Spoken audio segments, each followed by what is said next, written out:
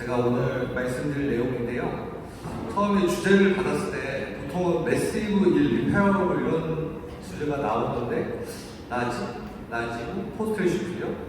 일 리페어러블이 아닌가? 꼬매려면 꼬맬 수는 있나? 근데 왜 컨벤셔널 리페어를 안 하나? 꼬맬 수는 있는데 좀 아슬아슬한 그런 느낌입니까? 이런 주제인 것 같습니다. 근데 이 주제에 대한 답은 이미 뒤에서 말씀드리겠지만 이미 선명하게 정해져 있기 때문에 그 로직을 한번 생각해 보면서 말씀을 드리도록 하겠습니다. 저희가 SCR이나 뭐 탄던 트랜스퍼 주로 이제 LD를 많이 하게 되는데 이런 인디케이션들이 있고, 근데 사실은 지금도 항상 굉장히 어려운 게 이게 정말 탄던 트랜스퍼 하는 케이스인가? 이런 것들이 굉장히 고민이 되고요. 교과서에는 이런 얘기 쭉 나오는데 지금까지 좀 이렇게 확립된 정증이라는 거는 환자가 액티브 플렉션이 호리존탈까지 가고, 그 다음에 패시브하게는 반대편하고 거의 동일한 ROM이 되고, 세 번째는 어시스턴트가 없어도 암을 홀드할 수 있는 능력이 어느 정도 있어야 된다라는 게 지금까지 어느 정도 좀 이렇게 밝혀진 인디케이션인 것 같고요.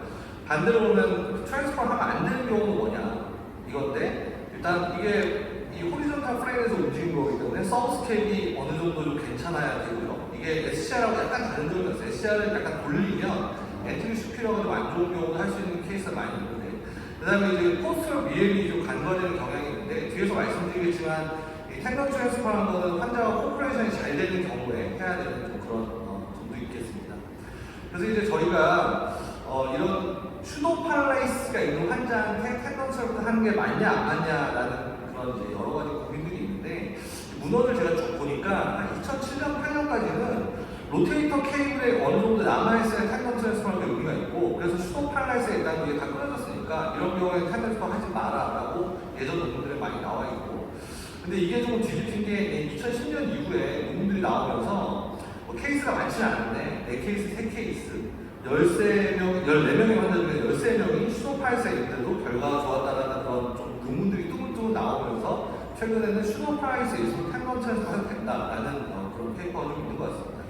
근데 이제 SCR하고 비교해보면 텐던 트랜스퍼의 문제가 컴플리케이션이 아무래도 오픈을 동반한 이 프로시저이기 때문에 문제가 많이 생기고, 특히 이제 우리나라에서 많이 접하게 되는 굉장히 이렇게 텐던이 LD나 이런 텐던이 굉장히 얇고 약한, 특히 여자분, 나이 드신 분들은 이 LD 트랜스퍼 한 다음에 텐던이 끊어지는 경우도 되게 많고, 이 어큐트 인펙션도 많이 생기고 오픈이기 때문에, 그 다음에 결국에 이제 에어프럭시나 이런 이 사이드 이펙트들이 SCR보다 좀 많은 그런 단점이 있겠습니다. 그래서 이 SCR하고 LD를 비교한 부분이 많지는 않은데 꽤 있습니다. 그래서 논문들을 쭉 찾아봤는데요. ABJS 2021년에 보면은 16케이스, 27케이스를 했고 이제 결과를 봤더니 클리니컬 스코어에는 차이가 없었는데 케이스가 많지 않습니다. 근데 포워드 플렉션은 SCR이 훨씬 좋았고, 그 다음에 이스타 로테이션은 LD가 훨씬 좋았다. 그 이유는 생각해보면은 LD 트랜스퍼라는 건 이스타 로테이터의 역할을 도와주는 거고, SCR이라는 거는 헤드를 다운시키는 스태틱 스테빌라이저니까 당연히 포워드 플렉션, 이스타 로테이션이 다르게 나타날 수밖에 없다라고 결론을 내렸고요. 그렇게 로직을 가지고 생각해보면 사실 SCR하고 LD 트랜스퍼, 텐던 트랜스퍼라는 거는 같은 수술이 아니거든요.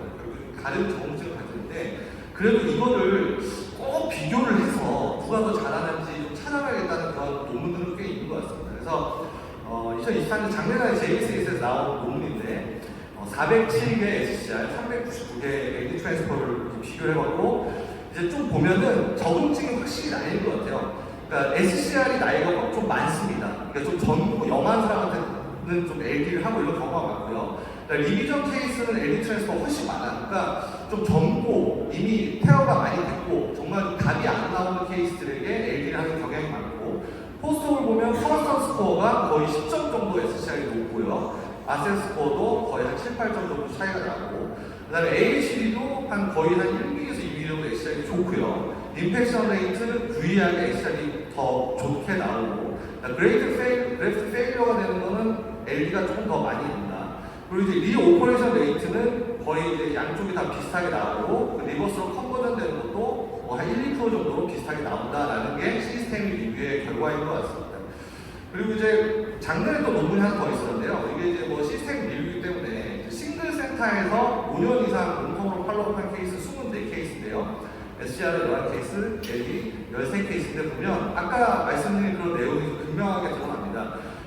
트랜스퍼가 거의 한 7, 8살 정도 젊은 사람들한테 했고, 그 다음에 프라이어 퍼프 리페어를 했다가 페일한 케이스가 100%였습니다. SCR은 뭐 프라이머리로 하는 경우도 있는데, 텐던 트랜스퍼를 프라이머리로 하는 경우는 거의 없었고, 그러다 보니까 이게 되게 재밌는 게 워커스 그 인슈런스가 있는 케이스가 LD 트랜스퍼가 한 60%, SCR은 18% 이하. 그러니까 LD 트랜스퍼는 현실적으로 많은 병원들에서 젊고 디맨드는 되게 크고 이미 페일러가 많은 그런 좀 답이 안 나오는 케이스에서 많이 하게 된다는 게 좀 이렇게 논문에 좀 데이터인 것 같습니다. 그리고 클리니컬 스코어 여기서 보면 아센 스코어, 세인, 퀵대시, SS12 전부 다 SCR이 거의 한 10점에서 20점 이상씩 유리하게 다 좋게 나왔고, 그다음에 5년 이상 팔로우의 서바이벌 레이트도 SCR이 LD보다는 한 10% 정도 더 높게 나왔습니다.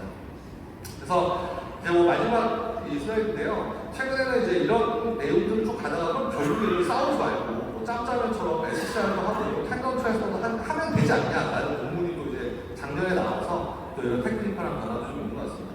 마지막 슬라이드입니다.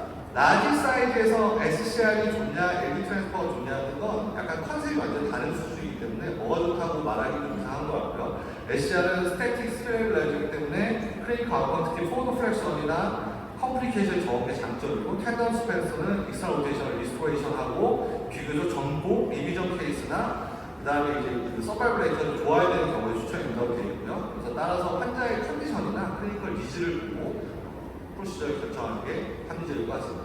경청해주셔서 감사합니다. 이상입니다.